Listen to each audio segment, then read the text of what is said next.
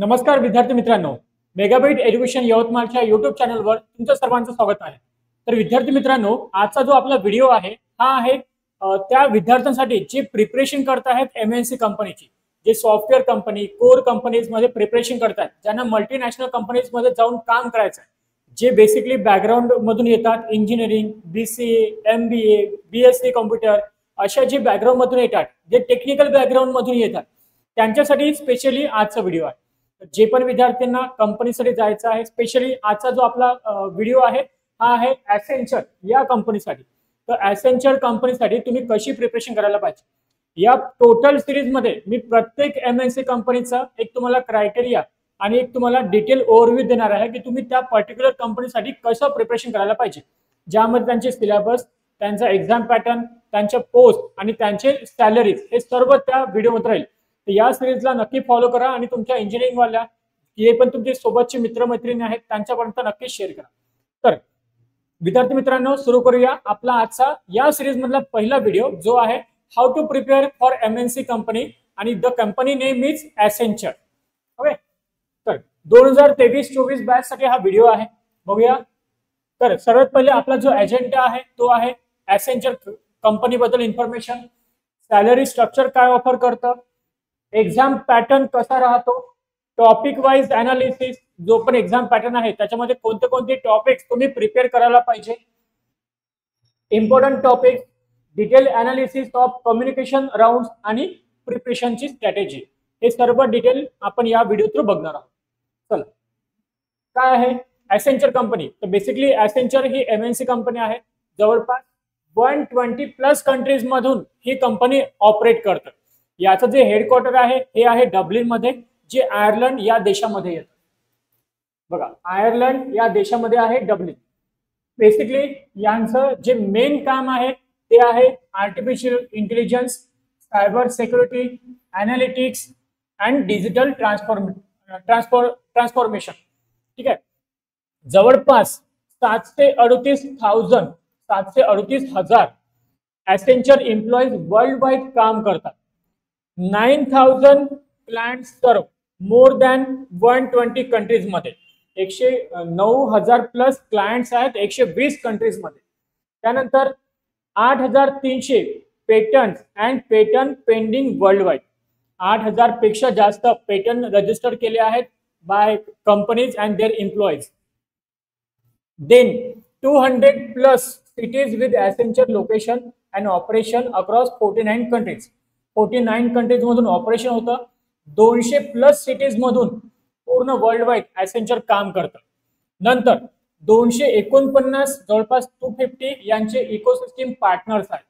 एक खूप मोठ्या लेवलची कंपनी आहे ॲसेंचर। ठीक आहे, नंतर बघूया। बघा, याच्यामध्ये बेसिकली 2 पोस्ट असतात। जेव्हा पण ॲसेंचरचा ड्राईव्ह होईल तसं ॲसेंचरने इन्फॉर्म केलं आहे 2023-24 साठी कुठे ना कुठे ड्राईव्ह कमी झाले होते। यावर्षी ड्राईव्ह आपण बघितलं की ऑफ कॅम्पस किंवा फुल कॅम्पस कमी झाले होते, पण ॲसेंचरने सांगितलं आहे की 2024 मध्ये आम्ही आमचे ड्राईव्ह परत कंडक्ट करणं सुरू करू। त्यासाठी जे पण कॉलेजचे रिस्पेक्टिव्ह टीपीयूज आहेत त्यांना ॲसेंचर कडून थोडेसे मेल सुद्धा गेले आहेत, थोडं इन्फॉर्मेशन सुद्धा गेली आहे की that we are going to conduct the off campus or full campus or on campus drive at your region or at your particular college. ठीक आहे, तर याच्यामध्ये बेसिकली 2 पोस्ट असतात, एक असतो एएसई आणि एक असतो एसई। एएसईचं मिनिंग होतं असोसिएट सॉफ्टवेअर रोल, हे याचा आहे असोसिएट सॉफ्टवेअर इंजिनियरचा हा बेसिकली रोल असतो। याच्यामध्ये विद्यार्थी मित्रांनो, जी सॅलरी ऑफर केलं जातं हे असतं 4.5 LPA, 4,50,000 पर ॲनम। ठीक आहे, याच्यामध्ये जे फिक्स पे तुम्हाला दिलं जातं ते असतं 3.83 lakhs पर ॲनम। ठीक आहे, हे ब्रेकडाऊन होतं 450, ज्याच्यामध्ये परफॉर्मन्स तुम्हाला बोनस दिला जातो, जो जवळपास 32,500 रुपयाचा असतो। वन टाइम जॉईनिंग बोनस दिला जातो, हा 25,000 रुपयाचा असतो आणि ऍडिशनल काही बेनिफिट्स, ग्रॅच्युइटी आणि इन्शुरन्स सुद्धा असतात, जे या सॅलरी मधून कव्हर केल्या जातात। हे आहे information regarding to the ASE, associate software engineer role. त्याच्याबद्दल आणखी डिटेल मध्ये बघूया दुसऱ्यासाठी। बघा, दुसरी जी पोस्ट आहे ही आहे तुमची. ओके, दुसरी जी पोस्ट आहे हे आहे तुमची एससी, म्हणजे होता सॉफ्टवेअर इंजिनिअरिंग रोल.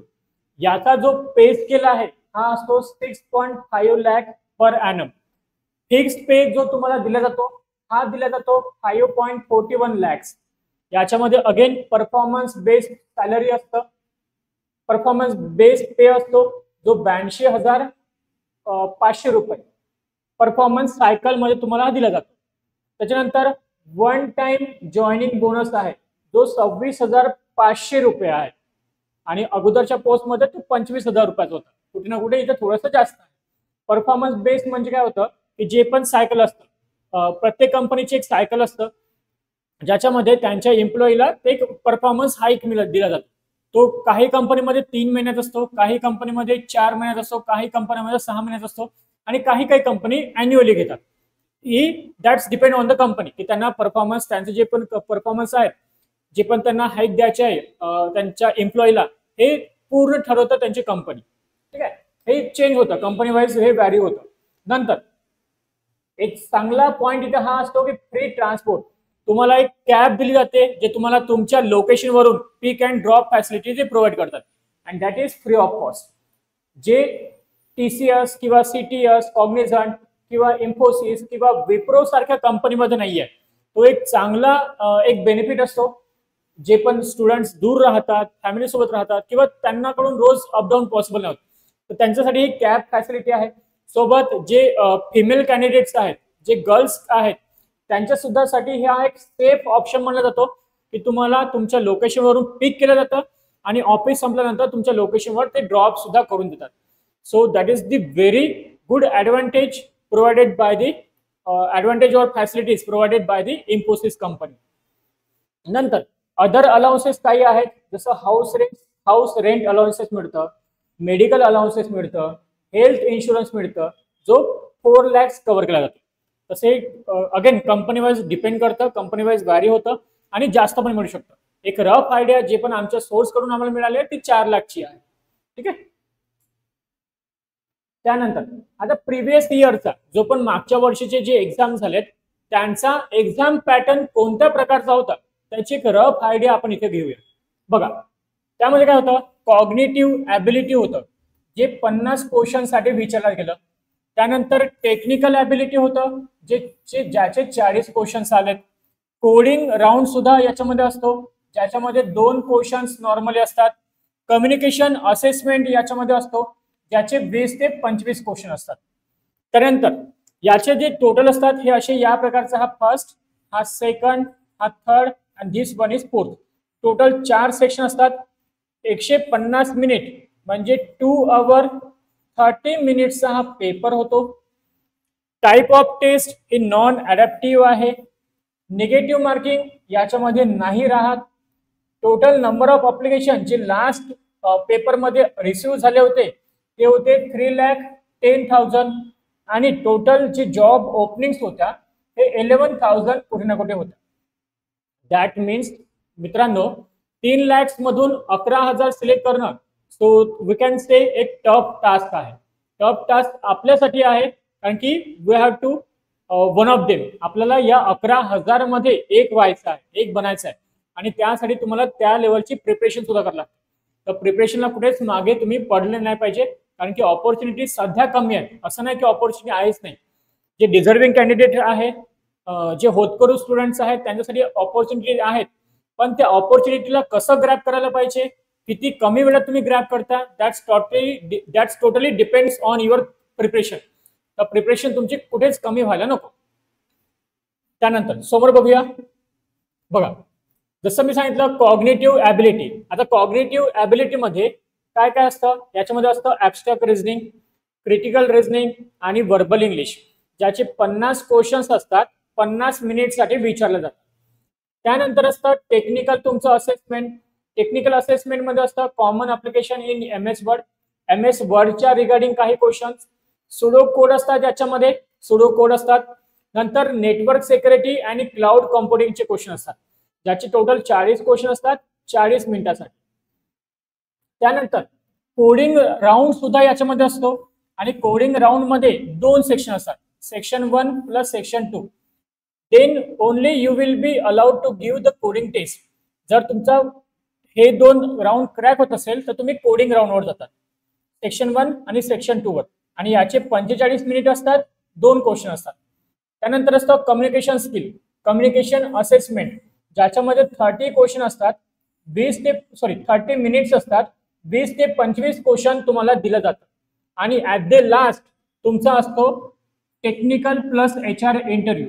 हे सर्व रिटर्न टेस्ट झाल्यानंतर तुमचा एक टेक्निकल राऊंड होतो आणि एखाद्या वेळेस HR राऊंड होतो. आणि समटाइम्स टेक्निकल प्लस HR हा एकामध्येच होतो. ठीक आहे. तर टेक्निकल आणि HR नॉर्मली 20 ते 30 मिनिटांसाठी हा एक तुमचा इंटरव्ह्यू चालतो. याचे जे पण क्वेश्चन्स आहेत ते सुद्धा मी तुम्हाला पोस्ट करून देईल की कोणत्या प्रकारचे क्वेश्चन तुम्ही प्रिपरेशन करायला पाहिजे. त्यानंतर बघा, आता एखादा पर्टिक्युलर, जसं आपण इथं बघितलं की वर्बल इंग्लिश आहे, क्रिटिकल रिझनिंग आहे, ऍबस्ट्रॅक्ट रिझनिंग आहे. तर मग याच्यामध्ये टॉपिक्स कोणते आहेत, टॉपिक्सवर आपण जाऊया. बघा, इंग्लिश ॲबिलिटी मध्ये टोटल नंबर ऑफ क्वेश्चन 17 येतात. क्रिटिकल रिझनिंग आणि प्रॉब्लेम सॉल्व्हिंग याचे जवळपास 18 क्वेश्चन येतात, म्हणजे LR चे 18 क्वेश्चन, ॲबस्ट्रॅक्ट रिझनिंगचे वर्बल इंग्लिशचे 17 क्वेश्चन, ॲबस्ट्रॅक्ट रिझनिंगचे असतात 15 questions, common application and MS ऑफिसचे असतात 12 क्वेश्चन्स, सुडो कोड विचारलं गेलं होतं 18 क्वेश्चन्स याचे होते, नेटवर्क सिक्युरिटी आणि क्लाउड कम्प्युटिंगचे होते 10 क्वेश्चन्स, कोडिंग राऊंडचे होते 2 क्वेश्चन्स आणि कम्युनिकेशन असेसमेंटचे होते 20 क्वेश्चन. हे जे पण मी तुम्हाला सांगितलं हा प्रिव्हियस इयरचा आहे. ठीक आहे. जे लास्ट एक्झाम झाली, जे लास्ट आतापर्यंत एक्झाम होत गेली त्याचा हा पॅटर्न आहे.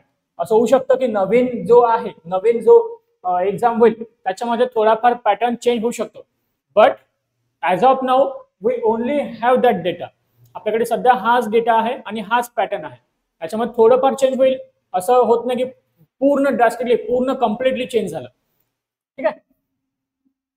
त्याच्यानंतर बघा, अनालिसिस ऑफ रिटर्न राऊंड. तर नंबर ऑफ क्वेश्चन 112 असतात टोटल, 150 मिनिटाचा टाइम, डिफिकल्टी लेवल याची कुठे ना कुठे थोडीशी डिफिकल्ट असते, हार्ड पेपर असतो आणि 50% हा कट ऑफ असतो. म्हणजे 150 जर फॉर एक्झाम्पल 100 क्वेश्चन असतील तर यू शुड गेट 50 मार्क्स, हा याचा कट ऑफ असतो. त्याच्यानंतर note, duration for stage 1 90 minutes, duration for stage 2 45 minutes. Stage 1 is an elimination round. Stage 2 and 3 are mandatory, also elimination round. जो पहिला राउंड होता हा तुमचा ऍप्टिट्यूड,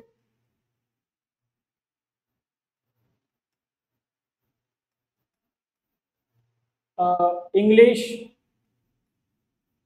याच्यावर असतो. स्टेज 2 मध्ये तुमचा कोडिंग राउंड असतो आणि फर्स्ट राउंड जो आहे हा तुमचा एलिमिनेशन. म्हणजे जर तुम्ही रिक्वायर्ड जो पण क्रायटेरिया असतो, जर तुम्ही ते सॅटिस्फाय तो जर तुमच्याकडून सॅटिस्फाय नाही झाला, क्लिअर नाही झाला, तर तुम्ही इथेच एलिमिनेट होता. नंतर तुम्ही जर तुमचा फर्स्ट राउंड क्लिअर झाला तर यू विल बी रिडायरेक्ट और you will be shifted to the stage 2 examination, जो 45 मिनिटचा असतो आणि कट ऑफ, आणि याच्यामध्ये तुमचा कोडिंग राउंड असतो. नंतर 2 आणि 3 हे मॅन्डेटरी असतात. दुसरा तुमचा राउंड झाला कोडिंग राउंड, ते तुमचा इंटरव्ह्यू सुद्धा होतो आणि हे दोन्ही सुद्धा एलिमिनेशन असतात. Those who clear stage 1 and attend stage 2 will be invited to stage 3. ज्यांचा क्लिअर झाला स्टेज 1 आणि ज्यांनी सेकंड कोडिंग राउंड दिला त्यांना स्टेज 3 साठी बोलवलं जातं. जर तुम्ही फर्स्ट राउंड मध्ये क्लिअर नाही झाले तर तुम्हाला नेक्स्ट राउंड साठी बोलवलं जात नाही. जर तुम्ही फर्स्ट राउंड क्लिअर झाले, नेक्स्ट राउंडला गेले स्टेज 2 साठी कोडिंग साठी, तर तुम्हाला इंटरव्ह्यू साठी सुद्धा बोलवलं जातं. नंतर stage 3 performance will be use as a reference in the interview. नंतर depending on overall performance at a zonal level the package would be assign. जे पण तुमचा झोनल लेवलला एरिया रिजन वाईज जे पण तुमचा परफॉर्मन्स असतो त्याच्यानंतर त्याच्या अकॉर्डिंग तुम्हाला ST और AST ही पोस्ट अलोकेट केला जातं आणि त्याच्या अकॉर्डिंग तुम्हाला 4.5 किंवा 6.5 चा LPA दिला जातो. त्यानंतर बघा, टॉपिकचं इथं थोडंसं ब्रीफ डिस्कशन आहे. जसे नंबर ऑफ टॉपिक्स आपल्याकडे होते. इंग्लिश जर तुम्ही प्रिपरेशन करायचं असेल तुम्हाला, तर इंग्लिशसाठी होते सेंटेन्स करेक्शन, प्रिपोजिशन. सेंटेन्स करेक्शनचे 1-2 क्वेश्चन लेवल आहे मीडियमची. प्रिपोजिशनचे 1-2 क्वेश्चन्स लेवल अगेन आहे मीडियम. ग्रामरचे 3 क्वेश्चन जवळपास मीडियम लेवल. आरसी असतात 1-2 क्वेश्चन्स मीडियम. सिनोनिम्स आणि अँटीनॉम्स 4 क्वेश्चन्स हाय लेवलचे. Idioms and phrases, speech and voices, article, sentence selection, spotting errors आणि सेंटेन्स अरेंजमेंट म्हणजे पॅराजम्पल, असे प्रत्येक टॉपिक मधून 1-2 2-3 क्वेश्चन तुम्हाला विचारला जातात. आणि एकदम बेसिक लेवलचं जे पण आतापर्यंत आपण शिकत आलो आहे from the first standard to 10th और 12th, तेच इंग्लिश याच्यामध्ये विचारलं जातं. ठीक आहे. त्याच्यानंतर जे आहेत आपण बघूया क्रिटिकल आणि ॲब्स्ट्रॅक्ट रिझनिंग. तर एसेन्शियल लॉजिकल टॉपिक्स कोणते आहेत?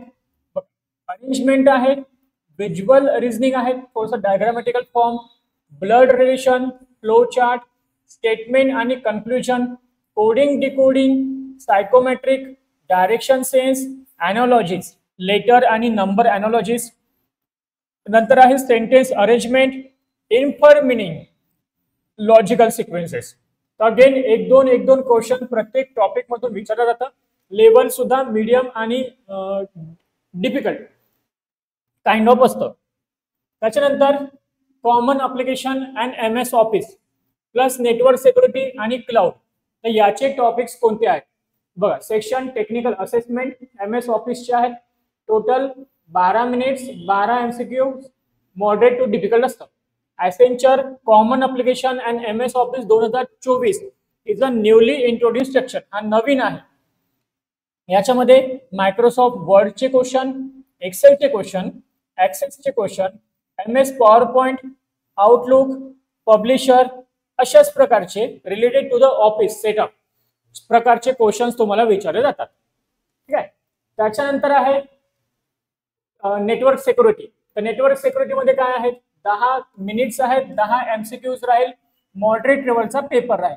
याच्यामध्ये तुम्हाला कोणते टॉपिक्स प्रिपेअर करायचे आहेत? तर बघा, client server architecture, firewall, authentication, authorization, share resources and networking layer and mini mode related topic to the networking.